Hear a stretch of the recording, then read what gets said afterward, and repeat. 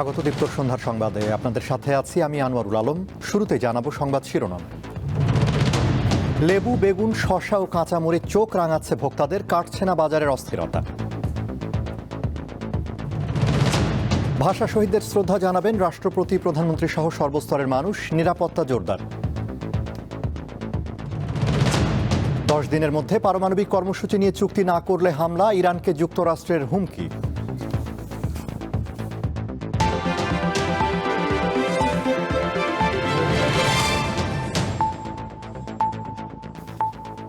এবারে বিস্তারিত।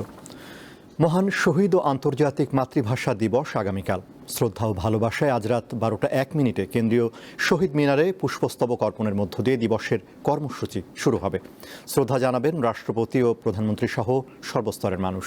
এজন্য শহীদ মিনার এলাকায় নেওয়া হয়েছে কড়া নিরাপত্তা ব্যবস্থা।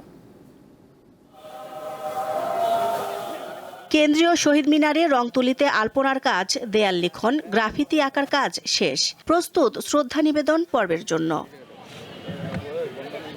দিবসটি নির্বিঘ্নে উদযাপনে নেওয়া হয়েছে কয়েক স্তরের নিরাপত্তা ব্যবস্থা। শুক্রবার সকালে র্যাব, পুলিশের পক্ষ থেকে পুরো এলাকা রেকি করা হয়। খুঁজে দেখা হয় কোথাও কোনো ফাঁক যেন না থাকে। রাতে 21-এর প্রথম প্রহরে কেন্দ্রীয় শহীদ মিনারে রাষ্ট্রীয়ভাবে প্রথমে শ্রদ্ধা জানাবেন রাষ্ট্রপতি মোহাম্মদ শাহাবুদ্দিন, এরপর প্রধানমন্ত্রী তারেক রহমান। রাষ্ট্রের সর্বোচ্চ পর্যায়ে শ্রদ্ধা নিবেদনের পর শহীদ মিনার খুলে দেওয়া হবে সর্বস্তরের জনগণের জন্য। নিরাপত্তার বিষয়টি পর্যবেক্ষণ করে র্যাবের মহাপরিচালক জানান, কোনো হুমকি নেই আন্তর্জাতিক মাতৃভাষা দিবস পালন ঘিরে। পুরো এলাকাটা কি আমরা 64টি ক্যামেরার মাধ্যমে এটা আপনার সিসিটিভির আওতায় নিয়ে এসেছি।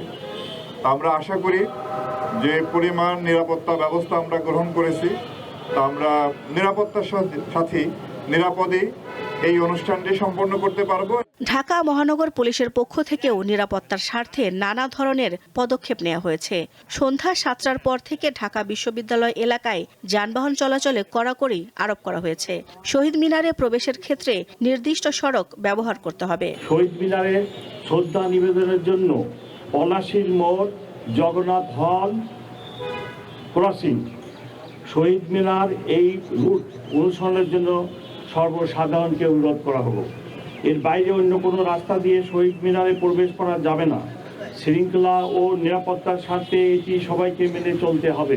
1952 সালের 21শে ফেব্রুয়ারিতে বাংলাকে রাষ্ট্রভাষা করার দাবিতে তৎকালীন পূর্ব পাকিস্তানের ছাত্র ও যুব সমাজ শাসক গোষ্ঠীর জারি করা 144 ধারা উপেক্ষা করে রাজপথে নেমে আসে। মাতৃভাষার মর্যাদা রক্ষায় আন্দোলনরত ছাত্র জনতার মিছিলে পুলিশ গুলি চালালে সালাম, জব্বার, শফিক, বরকত ও রফিক সহ নাম না জানা আরও অনেকে শহীদ হন। তাদের সেই আত্মত্যাগী বর্তমানে বিশ্বজুড়ে ভাষাপ্রেম ও অধিকার আদায়ের প্রতীক হয়ে দাঁড়িয়েছে। দিলশাদানি, দীপ্ত সংবাদ, ঢাকা। রমজানের শুরুতে রাজধানীর কাঁচা বাজারে পণ্যের দামে অস্থিরতা শুরু হয়েছে। বিশেষ করে লেবু, বেগুন, শসা ও কাঁচামরিচ চোখ রাঙাচ্ছে ভোক্তাদের। লেবু প্রতি হালি কিনতে ক্রেতার গুনতে হচ্ছে 80 থেকে 100 টাকা, আর বেগুন কেজি প্রতি বিক্রি হচ্ছে 120 থেকে 160 টাকায়। রমজান আসলে নিত্যপণ্যের দাম বাড়ার চিত্র পুরনো, এবারও তার ব্যতিক্রম হয়নি। বিশেষ করে ইফতারের প্রয়োজনীয় পণ্য লেবু, বেগুন, শসা ও কাঁচামরিচের দাম আকাশচুম্বী। রোজা শুরুর আগেই বেড়ে যাওয়া এসব পণ্যের দাম কিছুতেই নিয়ন্ত্রণে আসছে না।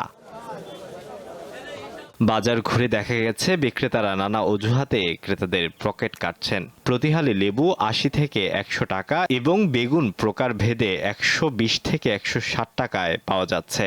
এছাড়া শসা বিক্রি হচ্ছে 100 থেকে 120 টাকা দরে। মৌসুম পরিবর্তনে সবজির সরবরাহ কম ও রোজার চাহিদা বেশি হওয়ায় দাম বৃদ্ধির অন্যতম কারণ বলে জানান বিক্রেতারা। যে সমস্ত সবজি রমজান মাসে আসার কথা সে সমস্ত সবজি ভরপুর এখনো না। বেগুন বিক্রি হচ্ছে 100 থেকে 120 টাকা ভালোগুলা, আবার গোলগুলা 70-80 টাকার ভিতরে। লেবু হলো আপনার 80 টাকা আলি, আর হলো 70 টাকা আলি।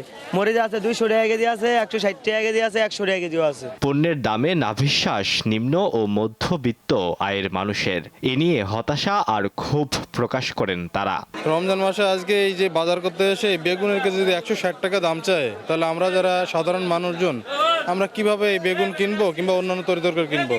বাজার যদি ঠিকঠাক করে মনিটরিং না করতে পারে তাহলে আমাদের মতো লোকদের যারা আমরা চাকরিজীবী তাদের আসলে এই সার্ভাইভ করা অনেক কঠিন হয়ে যাবে। নিম্নবিত্ত মধ্যবিত্ত আছে, আমাদের পক্ষে লেবু কিনা সম্ভব না। 70 টাকা 80 টাকা 100 টাকা হালি লেবু, এটা তো অসম্ভব। বাজারে সরবরাহ মোটামুটি আছে, কিন্তু তারপরেও সিন্ডিকেট করে এরা বাড়িয়ে দিতেছে। রমজান আসছে, রমজান উপলক্ষে সবকিছু দাম বাড়ে যায়। আমার কাছে সরবরাহের সাথে কোনো সম্পর্ক নেই মনে হয়, এটা আমাদের সামাজিক কারণেই এটা হয়। এক এক সময় এক একটা জিনিসের প্রতি আমাদের কাস্টমারদেরও কিছু দোষ আছে, আর বিক্রেতাদেরও কিছু আগ্রহ আছে, অর্থাৎ বেশি মুনাফা করার। সেই কারণে এই উল্টোপাল্টা হয়।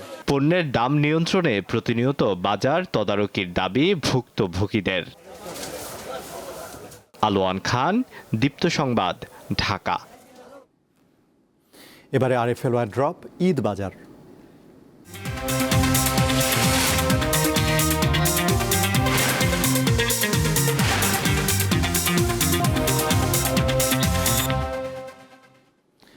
রোজা শুরুর সাথে ঈদের আনন্দ ভাগাভাগি করে নেওয়ার প্রস্তুতিও শুরু হয়ে গেছে। রাজধানীর বিপণী বিতানগুলোতে বইতে শুরু করেছে ঈদের হাওয়া। ভিড় এড়াতে অনেকেই আগে ভাগে সেরে নিচ্ছেন কেনাকাটা। বিক্রেতাদের প্রত্যাশা, দিন গড়ানোর সাথে সাথে উৎসবের আমেজও বেড়ে যাবে বহুগুণ।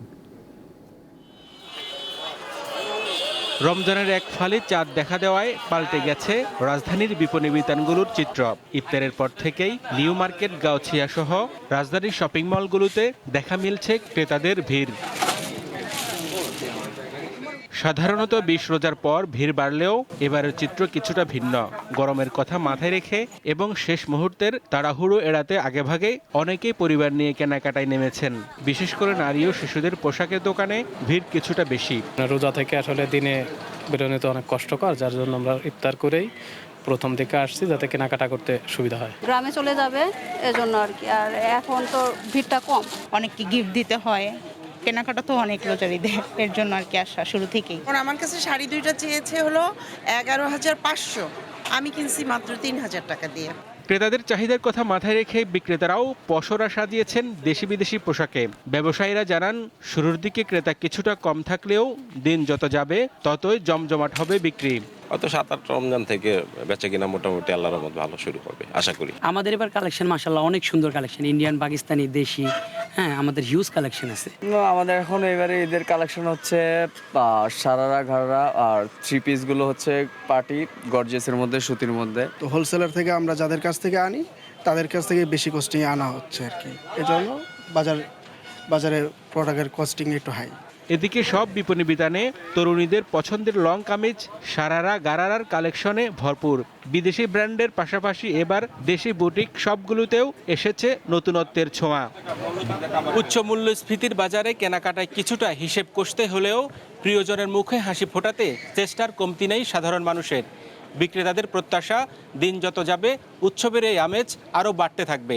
হেদায়েতুল্লাহ সীমান্ত, দীপ্ত সংবাদ, ঢাকা। দেশে গণতান্ত্রিক ব্যবস্থা ফিরে এসেছে উল্লেখ করে বর্তমান সরকার সবাইকে নিয়ে দেশের মানুষের প্রত্যাশা পূরণে কাজ করবে বলে মন্তব্য করেছেন অর্থ ও পরিকল্পনা মন্ত্রী আমির খসরু মাহমুদ চৌধুরী। নতুন সরকারের মন্ত্রী হওয়ার পর সকালে প্রথমবারের মতো নিজ এলাকায় পৌঁছান তিনি। চট্টগ্রামের শাহ আমানত আন্তর্জাতিক বিমানবন্দরে তাকে ফুল দিয়ে শুভেচ্ছা জানান বিএনপির নেতাকর্মীরা। এ সময় চট্টগ্রামকে বাণিজ্যিক রাজধানী করার বিষয়ে মন্ত্রী বলেন, সবকিছু যাচাই করে প্রতিশ্রুতি বাস্তবায়ন করা হবে।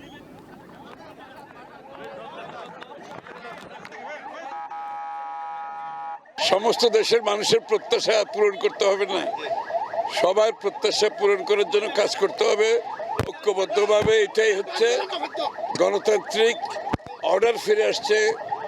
একটা নির্বাচিত সংসদ হয়েছে, সরকার হয়েছে, মানুষের প্রত্যাশা পূরণে কাজ করতে হবে সবাইকে নিয়ে। রপ্তানি বৃদ্ধির মাধ্যমে দেশের বাণিজ্য চ্যালেঞ্জ মোকাবেলায় সরকার কাজ করবে বলে জানিয়েছেন শিল্প ও বাণিজ্য মন্ত্রী খন্দকার আব্দুল মুক্তাদির। শুক্রবার সকালে সিলেট সার্কিট হাউসে সাংবাদিকদের সাথে আলাপকালে কথা জানান তিনি। এ সময় আরও বলেন, গত আওয়ামী লীগ সরকারের আমলে যে বাণিজ্য চুক্তিগুলো হয়েছে সেগুলো পর্যবেক্ষণ করা হবে। এছাড়া বিনিয়োগ বাড়ানো এবং আন্তঃদেশীয় বাণিজ্যের বৈশ্বিক স্থবিরতা কাটাতেও সরকার উদ্যোগ নেবে বলে জানান মন্ত্রী। কোনো বিনিয়োগকারী অস্থিতিশীল একটা পরিবেশে তার বিনিয়োগ নিয়ে এগিয়ে আসবে না। তো বিনিয়োগকে আবার ফেরত আনা, দেশের এবং দেশের বাইরের মানুষের আস্থা অর্জন করা, বিনিয়োগকারীদের আস্থা অর্জন করা, সেই সহায়ক পরিবেশ তৈরি করা, আমাদের যে পাইলড আপ আনএমপ্লয়েড পিপুল তাদেরকে আবার কাজের মধ্যে ফেরত আনা, তারপরে এখন সারা বিশ্বে ইউএস টেরিফ রেজিমের হঠাৎ ওলটপালটের কারণে যে একটা বৈশ্বিক স্থবিরতা আন্তর্দেশীয় বাণিজ্যে, সেটার সাথে আমাদের উত্তরণের জন্য যে পদক্ষেপগুলো নেওয়া দরকার সেগুলি অনেকগুলি চ্যালেঞ্জ। শিগগিরই সরকার দেশব্যাপী খাল খনন কার্যক্রম শুরু করবে বলে জানালেন পানি সম্পদ মন্ত্রী শহীদ উদ্দিন চৌধুরী আনি।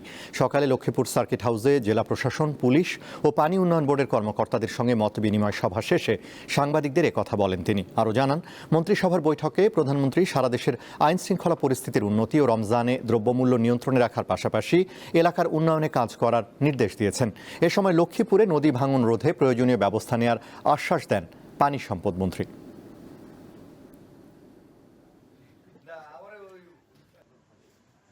খুব শীঘ্রই খাল খনন কর্মসূচি আমাদের শুরু হবে এবং সেটার মধ্যে লক্ষ্মীপুর অন্তর্ভুক্ত থাকবে। লক্ষ্মীপুরের কোথায় কোন জায়গায় নদী ভাঙন, সেটা মেঘনা নদীর পাড়ে আছে, সেটা আমাদের রহমতখালী যে খালটা আছে, বড় খাল, এটা প্রায় নদীরই সমান। আমরা প্রত্যেকটা জায়গায় ওই ফিজিবিলিটি স্টাডির মাধ্যমে আমরা সেটাকে সমাধান করার লক্ষ্যে কাজ করার জন্য উদ্যোগ নিয়েছি। ইনশাল্লাহ সবকিছু মিলে আমরা একটা সুন্দর লক্ষ্মীপুর যেন গড়ে তুলতে পারি। আগামী 10 দিনের মধ্যে পারমাণবিক কর্মসূচি নিয়ে চুক্তি না করলে ইরানে হামলার হুমকি দিয়েছেন যুক্তরাষ্ট্রের প্রেসিডেন্ট ডোনাল্ড ট্রাম্প। স্থানীয় সময় বৃহস্পতিবার ওয়াশিংটনে নবগঠিত বোর্ড অব পিসের উদ্বোধনী সভায় ট্রাম্প এই হুঁশিয়ারি দেন। বলেন, তেহরানকে একটি অর্থবহ চুক্তিতে আসতে হবে, অন্যথায় ভয়াবহ কিছু ঘটবে। এই অবস্থায় মার্কিন কর্মকর্তারা জানিয়েছেন, মধ্যপ্রাচ্যে চলতি সপ্তাহে যে পরিমাণ সামরিক শক্তি বাড়ানো হয়েছে তাতে চাইলে তারা ইরানের পারমাণবিক কর্মসূচি, ব্যালিস্টিক ক্ষেপণাস্ত্র সংশ্লিষ্ট অবকাঠামো এবং ক্ষেপণাস্ত্র উৎক্ষেপণ কেন্দ্রগুলোতে হামলা চালাতে পারবে ওয়াশিংটন। যে কোনো সময় সংঘাত শুরুর আশঙ্কায় ইরান সম্ভাব্য যুদ্ধের প্রস্তুতি নিচ্ছে বলে জানিয়েছেন দেশটির প্রভাবশালী এক নেতা।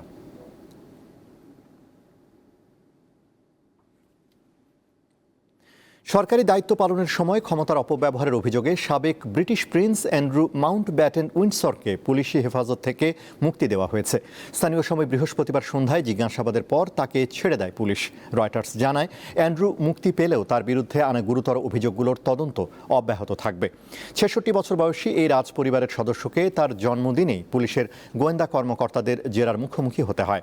অ্যান্ড্রুর বিরুদ্ধে অভিযোগ, ব্রিটেনের আন্তর্জাতিক বাণিজ্য ও বিনিয়োগ বিষয়ক বিশেষ প্রতিনিধি হিসেবে দায়িত্ব পালনকালে তিনি সরকারি স্পর্শকাতর নথিপত্র যৌন অপরাধী জেফ্রি অ্যাপস্টেইনের হাতে তুলে দিয়েছিলেন। তার বড় ভাই রাজা তৃতীয় চার্লস ইতিমধ্যে জানিয়েছেন, পুলিশি তদন্তে তার পূর্ণ সমর্থন থাকবে।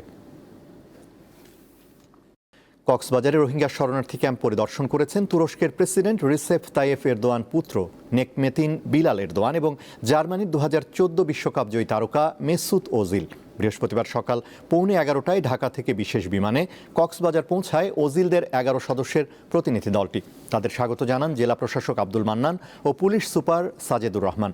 পরে তারা কক্সবাজারের শরণার্থী ত্রাণ ও প্রত্যাবাসন কমিশনার কার্যালয় পরিদর্শন করেন। এছাড়া সংশ্লিষ্ট সরকারি কর্মকর্তা এবং রোহিঙ্গা ক্যাম্পে কর্মরত তুরস্কের বিভিন্ন সংস্থার প্রতিনিধিদের সাথে মত বিনিময় করেন।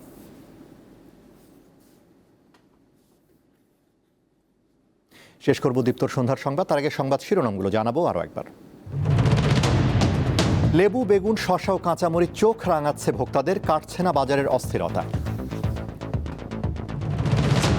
ভাষা শহীদদের শ্রদ্ধা জানাবেন রাষ্ট্রপতি, প্রধানমন্ত্রী সহ সর্বস্তরের মানুষ, নিরাপত্তা জোরদার। 10 দিনের মধ্যে পারমাণবিক কর্মসূচি নিয়ে চুক্তি না করলে হামলা, ইরানকে যুক্তরাষ্ট্রের হুমকি।